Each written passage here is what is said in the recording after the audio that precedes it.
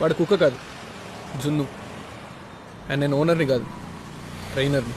అంటే ఏం నేర్పిస్తావు? ఎవడు పడితే ఆడు బిస్కెట్ ఇస్తే తినకూడదని నేర్పిస్తాను.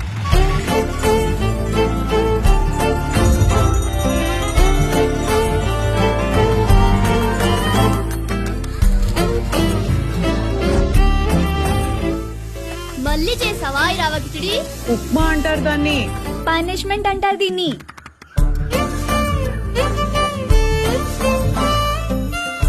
నాన్న నాకు బైక్ కొని పెట్టు నాన్న, ప్లీజ్ ప్లీజ్ నాన్న, ప్లీజ్. లైఫ్ లో ఇంకేమీ అడగను.